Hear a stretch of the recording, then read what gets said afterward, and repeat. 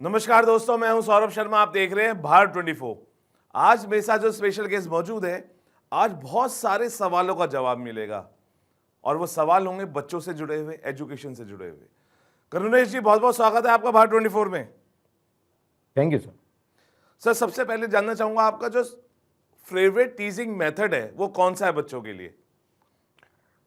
Sir, teaching method की हम बात करें सर, तो हम लोग कहीं ना कहीं 75 to 80% जो हमारी पुरानी गुरुकुल पद्धति थी जी।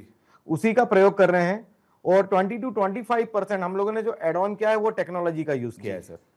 सो क्योंकि टेक्नोलॉजी का यूज इतना ही मिनिमाइज ही बहुत ज्यादा जरूरी है सर। इससे ज्यादा टेक्नोलॉजी का यूज करते हैं तो बच्चों का डायरेक्शन चेंज हो रहा है। करुणेश जी, आपको लगता है कि जो चैट जीपीटी है वो भी क्रिएटिविटी को कम कर रहा है बच्चों की?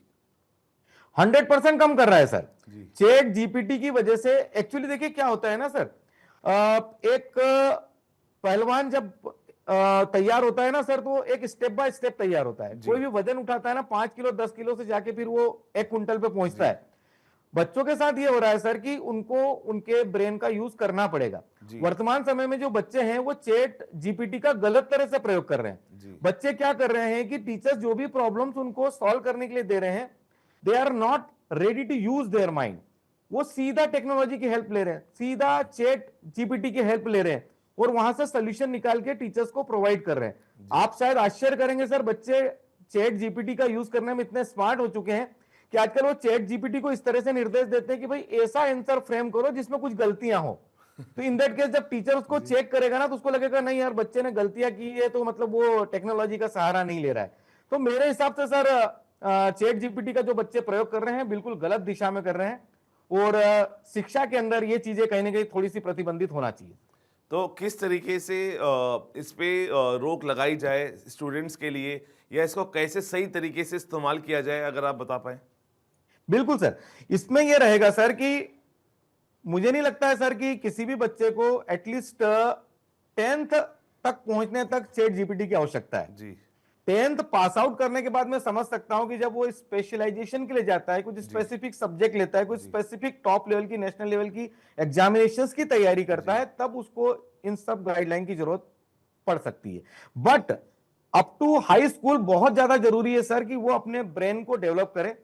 इसके लिए सबसे ज्यादा जरूरी है कि टीचर्स बच्चों को इसी तरीके से टास्क प्रोवाइड करें जो बच्चा अपने दिमाग का उपयोग करके कर सके, टीचर के साथ डिस्कस करके उसको सॉल्व कर सके, अपने क्लासमेट के साथ डिस्कस करके सॉल्व कर सके।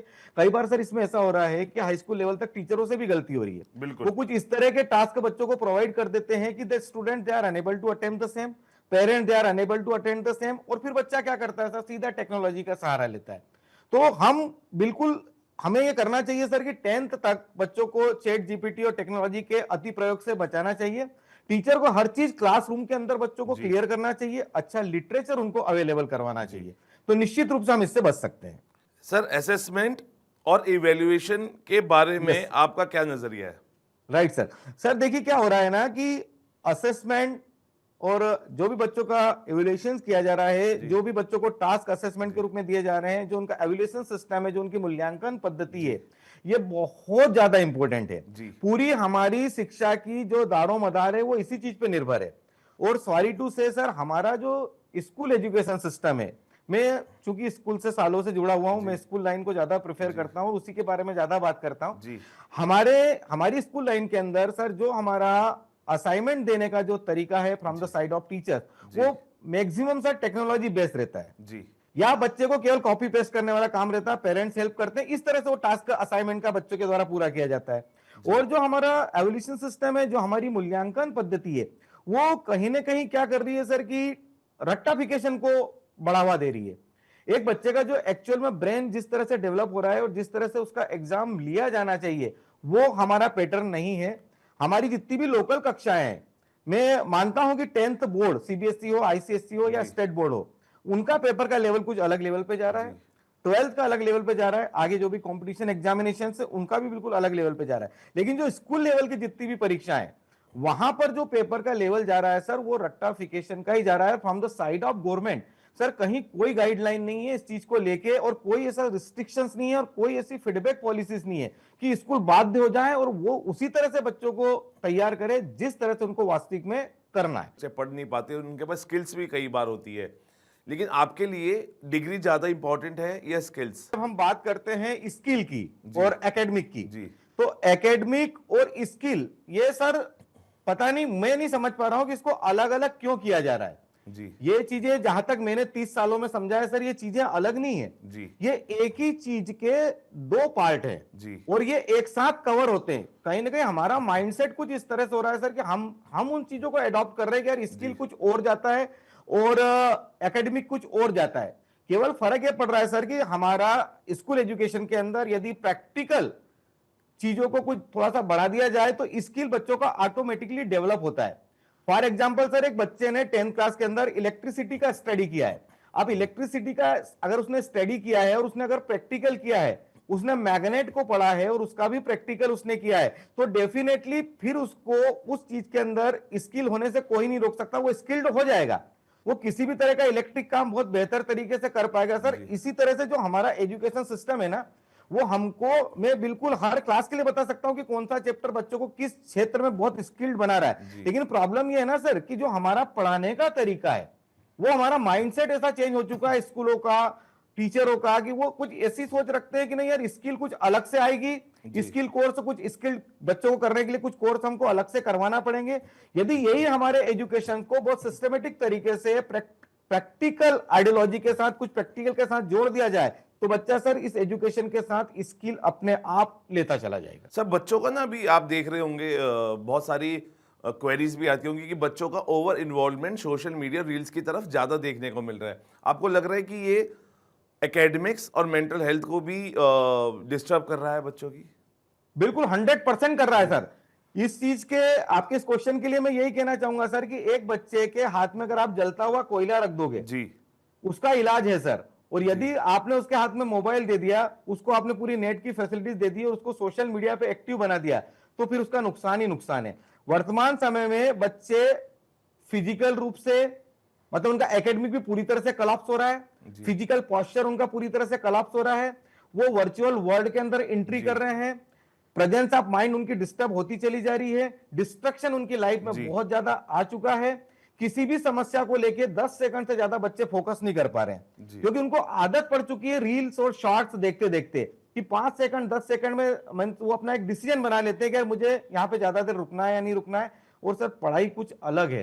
तो मैं बिल्कुल बोलना चाहूंगा कि मोबाइल और सोशल मीडिया के अति प्रयोग ने बच्चों को मानसिक और शारीरिक रूप से केवल और केवल नुकसान पहुंचाया सर। अच्छा, अगर हमारे इंडियन एजुकेशन सिस्टम को एक लाइन में अगर आप डिफाइन करेंगे तो कैसे करेंगे?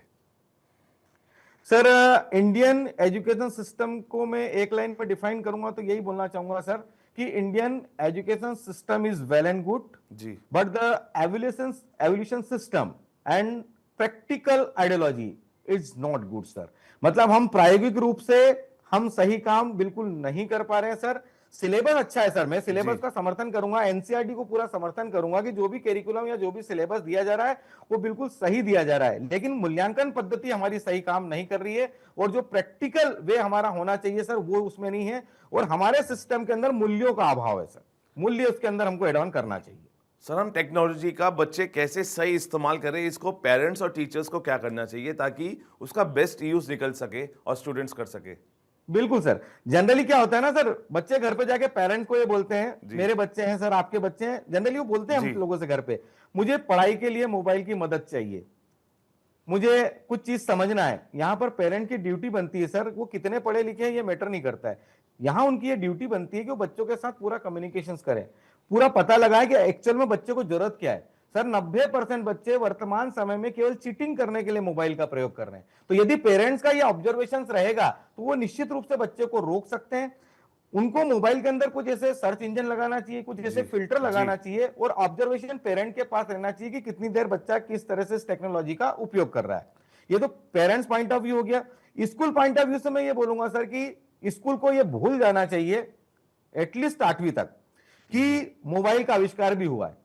उनको हर चीज अपने ताकत पे, अपने दम पे, पुस्तकों की मदद से प्रायोगिक कार्य करा के ही बच्चों को कंप्लीट करवाना चाहिए, तभी जाके सर आगे बच्चा टेक्नोलॉजी का सदुपयोग कर पाएगा। अच्छा, एक्स्ट्रा करिकुलर एक्टिविटीज को तोड़ने में कामयाब होगी अगर आप चाहते हैं, बिकॉज बहुत सारा इन्वॉल्वमेंट एक्स्ट्रा करिकुलर एक्टिविटीज को लेकर कम होता दिख रहा है अभी। सर यदि हम बच्चे को चाहते हैं कि यार वो सोशल मीडिया की चपेट में नहीं आए, तो इन दैट केस कुछ एक्स्ट्रा सर कोकुलर एक्टिविटी सर कैरिकुलम के अंदर एड ऑन होना चाहिए। पेरेंट को भी बच्चों के लिए एक्स्ट्रा एक्टिविटीज के लिए फोकस करना चाहिए, बट सर इसका कॉम्बिनेशन बिल्कुल सही होना चाहिए। बिल्कुल। देखिए क्या होता है, बच्चे की सफलता के लिए बहुत ज्यादा जरूरी हो जाता है कि उसके पास घर पे जाके अपने माता पिता से बात करने का समय भी रहे, थोड़ा सा उसको रिफ्रेश होने का समय भी उसके पास रहे, और सेल्फ स्टडी का टाइम भी उसके पास रहे। माता पिता आजकल क्या हो रहा है सर कि बच्चे को कुछ एक्स्ट्रा ऑर्डिनरी बनाने की एक धुन सवार है माता पिता पे। वो चाहते हैं कि उनका बच्चा कई फील्ड के अंदर पारंगत हो, और वो क्या करते हैं कि कई ऐसी एक्टिविटीज के अंदर बच्चों को इन्वॉल्व करते हैं। मैंने देखा है कि ड्राइंग की स्पेसिफिक क्लासेस बच्चों को लगाएंगे, स्पोकन की स्पेशल क्लासेस लगाएंगे, डांस की क्लासेस लगाएंगे। तो सर कुछ हद तक ये सही है, यदि बच्चा बहुत ज्यादा फ्री रहता है तो आप बिजी कर सकते हैं, लेकिन ये मत करिए कि कुछ स्पेसिफिक चीजें, कुछ जरूरी चीजें बच्चे की छूटती चली जा रही है इन चीजों को लेके। यहां पर एक सही जस्टिस पेरेंट्स को करना पड़ेगा। अच्छा, एक स्ट्रॉन्ग मैसेज देना पेरेंट्स को, स्टूडेंट्स को आप क्या देना चाहिए ताकि उनके ब्राइट फ्यूचर के लिए एक गाइडिंग लाइट बनने वाला थॉट हो सके, वो क्या होगा? राइट सर पेरेंट्स को मैं यही बोलना चाहूंगा कि जैसे जैसे बच्चे किशोर अवस्था में जाते हैं, टीनेजर्स होते हैं, पुबर्टी की एज में जाते हैं, पेरेंट्स और बच्चों के बीच की दूरियां बढ़ती जाती है। जी। मैं सभी पेरेंट्स को यही बोलना चाहूंगा कि जब बच्चे आपके किशोर अवस्था के पहुंच जाते हैं, बचपन में तो आप बच्चों के बड़े नजदीक रहते हैं, उनका बहुत ज्यादा ध्यान रखते हो, लेकिन जैसे ही बच्चे किशोर अवस्था में होते हैं तो पेरेंट्स और बच्चों के बीच की दूरियां बढ़ती जाती है। ये दूरी किसी भी पेरेंट्स को अपने बच्चे से नहीं बढ़ाना चाहिए। किशोर अवस्था में बच्चों को अपने माता पिता की सबसे ज्यादा जरूरत होती है, और प्रतिदिन माता पिता को अपने बच्चे को स्नेह स्पर्श देना ही चाहिए। उसके सिर पे हाथ रखना चाहिए, उसकी पीठ पे हाथ रखना चाहिए, या उसको गले लगाना चाहिए। कभी भी बच्चा डिप्रेशन में नहीं जाएगा, कभी भी वो गलत कदम नहीं उठाएगा, और हर चीज अपने पेरेंट के साथ शेयर करेगा। अगर मैं बच्चों की बात करूं सर, तो बच्चों के लिए मैं यही बोलना चाहूंगा कि जो भी वो कार्य कर रहे हैं उसमें वो अपने माता पिता के सपनों का ध्यान रखें, समझें कि उनके माता पिता उनके लिए कितना सेक्रीफाइस कर रहे हैं और क्यों उनको अच्छा बनाना चाह रहे हैं। साथ ही बच्चे अपने एजुकेशन को मीनिंगफुल बनाएं, अपने एम को मीनिंगफुल बनाएं, और इस उद्देश्य में वो केवल एक अच्छा स्टेटस होना, बहुत पैसा कमाना, बड़ा लाइफ समाज में सोसाइटी के अंदर एक रुतबा हो जाना, वहां तक सीमित न रखें। वो अपने इस कार्य को सोसाइटी के कल्याण के साथ भी जोड़े सर, और अंत में हमारे राष्ट्र के कल्याण के साथ भी इन चीजों को एड ऑन करें। मतलब जो उनका उद्देश्य होना चाहिए वो कहीं ना कहीं समाज हित में और देश हित में होना चाहिए। पैसा तो आता जाता रहेगा सर, वो सेटल भी हो जाएंगे। तो हर विद्यार्थी यदि ये हम अपने दिमाग में रखेगा तो समाज का भी कल्याण होगा और देश का भी कल्याण होगा, और वो विद्यार्थी और बच्चा भी बहुत ज्यादा खुश रहेगा। मोदी जी के जो विजन है एजुकेशन को लेके, उसको कैसे देख रहे हैं? बिल्कुल सर देखिए, मोदी जी का जो एजुकेशन को लेके विजन है ना सर, बड़ा स्ट्रांग विजन है सर, बहुत स्ट्रांग है। यदि वो जो एनईपी 2020 भी जो हमारी लॉन्च होने वाली है सर, अगर ये सही तरीके से लॉन्च हो जाए और जो मोदी जी जिस चीज को समझ रहे हैं वो लॉन्च हो जाए, जैसे सर फॉर एग्जांपल उन्होंने क्या करा कि प्राइमरी एजुकेशन है वो मीडियम बच्चे की मातृभाषा है सर, इससे अच्छा तो बच्चे की लाइफ में कुछ हो ही नहीं सकता है। लेकिन सर उसका पालन सही तरीके से नहीं हो रहा है। तो मैं बिल्कुल ये बोलना चाहूंगा सर कि मोदी जी की जो पॉलिसी है बिल्कुल बहुत ही शानदार है। एनईपी 2020 भी हमारी बहुत बढ़िया है, सब कुछ वेल एंड गुड है, और 2047 में हम जो विकसित भारत का सपना देख रहे हैं उसको बिल्कुल हम प्राप्त कर सकते हैं। बस केवल इतना होना चाहिए सर कि इसका जो प्रयोग है वो बिल्कुल सही तरीके से होना चाहिए, और इस पर वॉचिंग बहुत बढ़िया होना चाहिए। अगर ये दोनों चीज हो गई, और अभी हो रहा है सर, मैं जैसे प्राइवेट स्कूल सेक्टर में हूं, मैं इस चीज को ऑब्जर्व कर रहा हूं कि किताबों में कोई परिवर्तन नहीं आया सर। आज भी वही इंग्लिश मीडियम की किताबें मिल रही है, वही महंगी किताबें मिल रही है, आज भी स्कूल दूसरी किताबें चला रहे हैं। तो कहीं ना कहीं सर इसकी मॉनिटरिंग बहुत ज्यादा स्ट्रांग हो, और ये चीजें जो गवर्नमेंट ने बनाई है उसको हर स्कूल पूरी तरह से पालन करने की कोशिश करें, तो विजन में कहीं कोई समस्या नहीं है सर, और बिल्कुल हम लोग सक्सेस होंगे। थैंक यू करुणेश जी। और मैं उम्मीद करता हूं कि जो बहुत सारे कन्फ्यूजन्स होते हैं पेरेंट्स और बच्चों के दिमाग में, वो आज इस इंटरव्यू से बहुत सारे दूर हुए होंगे। और फिर कोई कन्फ्यूजन अगर हमारे पास क्वेरीज आती है, फिर एक बार हम आपसे जुड़ेंगे ताकि एक जो उनकी क्वेरीज होती है उनको सिंपल तरीके से, जिस तरीके से आपने सॉर्ट इट आउट किया है, फिर अगर कोई क्वेरीज आती है फिर आपसे जुड़ेंगे ताकि चीज़ें सॉर्ट इट आउट हो सके और एक अच्छा एजुकेशन सिस्टम फॉर्म हो सके स्कूल्स में। Thank you sir for joining us. Thank you sir, thank you. फिलहाल अभी के लिए इतना ही, आप बने रहिए भारत 24 के साथ।